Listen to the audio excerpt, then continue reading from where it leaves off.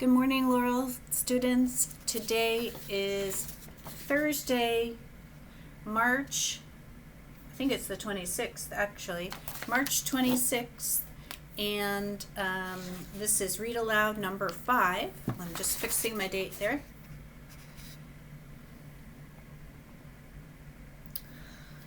I wanted to mention something. I am available to tutor or help kids with any kind of problems they're having with their packets or any reading or math issues that you're having. I'm available Mondays, Tuesdays, and Wednesdays from 1 o'clock to 3 o'clock. You can email me and we can organize a Zoom or a Google meeting. I'm also available Thursdays from 9 o'clock to 12 o'clock. Any child who goes to Laurel School who has any type of question regarding their homework packet or just any question in general, go ahead and email me and we'll figure out a way to have a meeting together. Okay, so today the story I'm going to read is called Borreguita and the Coyote. The author is called Verma Ardema, and it's illustrated by Petra Mathers. The publisher is once again Scholastic.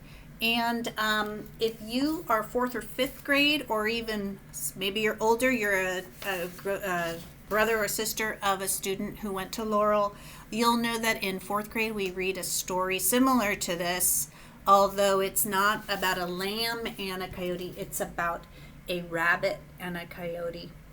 So what do you predict that the genre of this story is?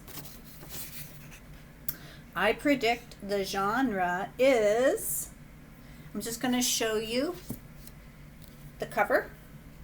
Look at the illustrations. This is a picture book, so there are no chapters, but it has a glossary, which normally this type of book doesn't have a glossary, so that might throw you off a little bit. There's 2 main characters, which also might give you a hint about this type of book. And there is one thing about this book that will tell you for sure, if you're not sure yet, if you can see the writing, there is actually dialogue where the characters are going to be talking to each other. So since we have illustrations, we have characters, we have dialogue, we know that this is fiction. And it's similar to the story I read last time about the hen and the dove. It could be called a fable. It could also be called a folk tale, but this story is also even more specific than that. It is a trickster folk tale. So a trickster's tale is when one of the characters is playing a trick on another character. A lot of times the fables that we read that have tricksters in them, sometimes it's kind of like the underdog gets to trick the character that would normally be that animal's predator. So for example, the lamb in this story gets to be the trickster and gets to trick the coyote. Okay, so just relax and listen. This is one of my very favorite stories. I've been reading it for many years. I started reading it when I taught preschool to my preschool students. Borreguita and the Coyote. Borreguita and the Coyote. This is a tale from Mexico. It's retold by Verma Ardema and illustrated by Petra Mathers. And again, here is the glossary.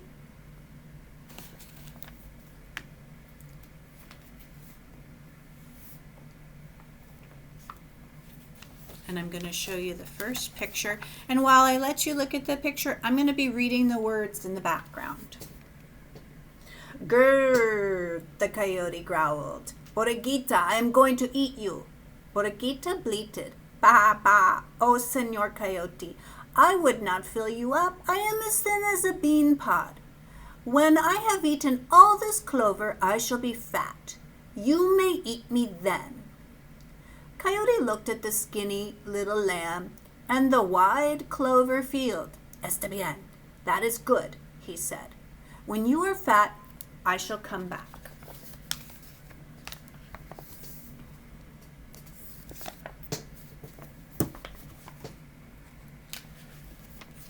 Once again, really nice big illustration for you to look at while I read.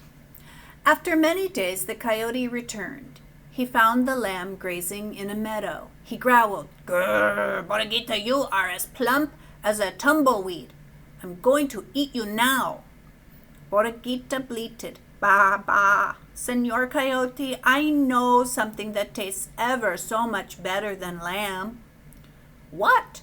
asked Coyote. "Cheese," cried Borreguita.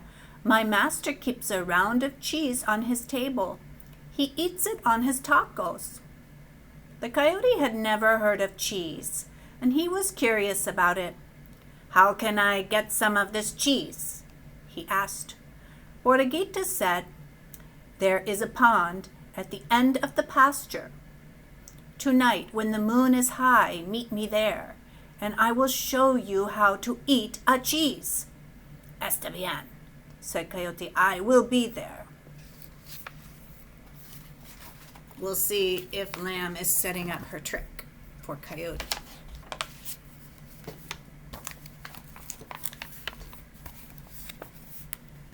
Okay, I'm going to let you look really closely at the picture, and then I'm going to pull back a little bit so that I can read the words and show you the picture at the same time. That night, when the full moon was straight up in the sky, Borreguita and Coyote met at the edge of the pond. There, glowing in the black water, was something that looked like a big round cheese. "Do you see it?" cried Borreguita. "Swim out and get it." Coyote slipped into the water and paddled toward the cheese. He swam and swam. Shoo, shoo, shoo, shoo.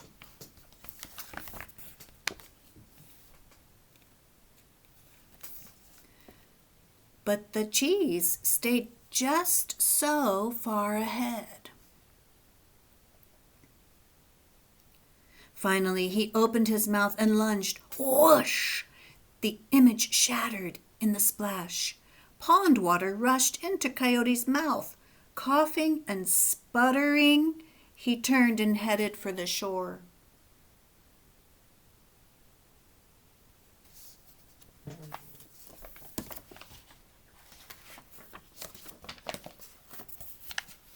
When he reached it, the little lamb was gone. She had tricked him. Coyote shook the water off his fur. Then he looked up at the big cheese in the sky and howled, "Oh!"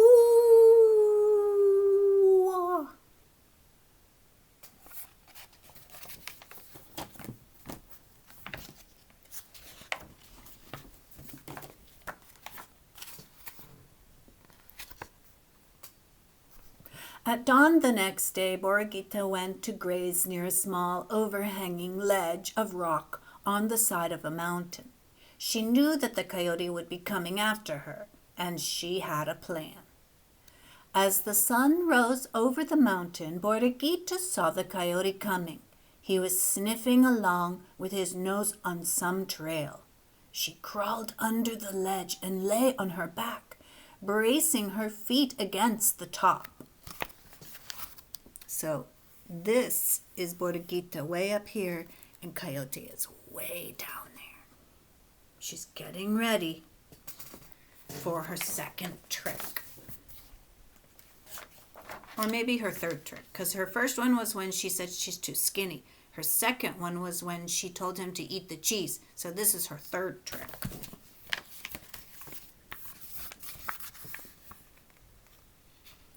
When the coyote found her, he growled, "Grr, Borreguita, I see you under there.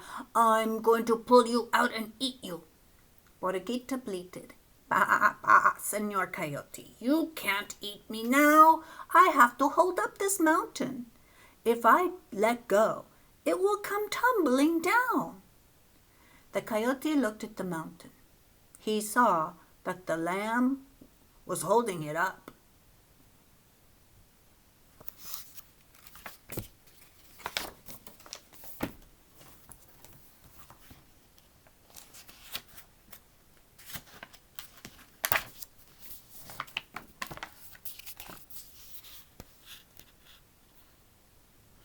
You are so strong, said Borreguita. Will you hold it for a while? I will go for help. The coyote did not want the mountain to fall, so he crept under the ledge and put up his feet. Push hard, said Borreguita. Do you have it now? I have it, said Coyote, but hurry back. This mountain is heavy. Borreguita rolled out of the shallow cave and went leaping and running all the way back to the barnyard. If you are a 4th grade student, you'll know that the rabbit in that story tricked the coyote to hold up a big rock. In this story, the sheep tricks Coyote to hold up a big mountain. Okay, so here we are, Coyote. Coyote held up that rock until his legs ached, and he was hungry and thirsty. At last he said, Even if the mountain falls, I'm going to let go. I can't hold it any longer. The coyote dragged himself out and covered his head with his paws. The mountain did not fall. Then he knew. The little lamb had fooled him again. Coyote sat on his haunches and howled. Ow!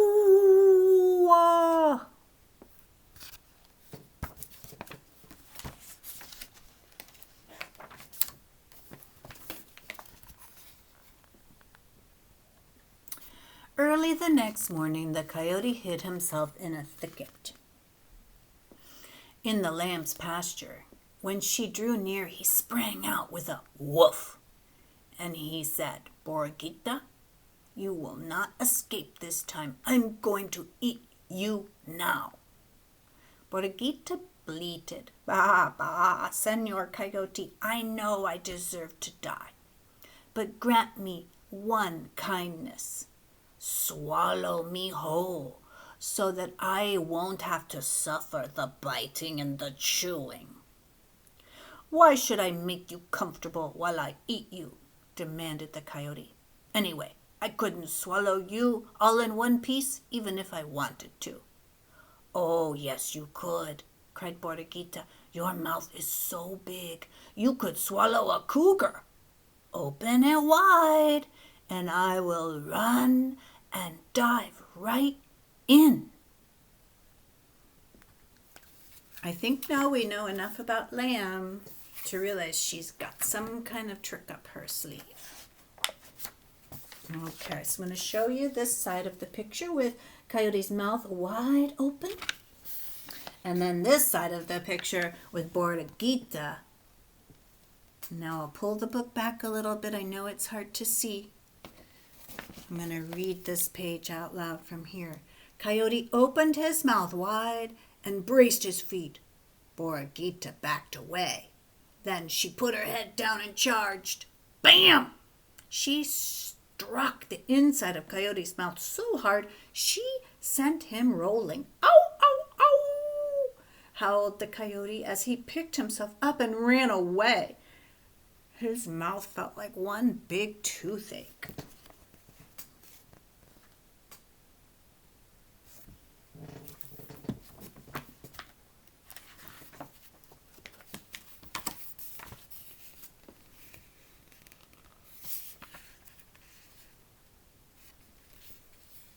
I don't know if you can see, there's Borreguita in her pasture, and here is Coyote sneaking away. From that day on, Borreguita frisked about on the farm at the foot of the mountain, and Coyote never bothered her again.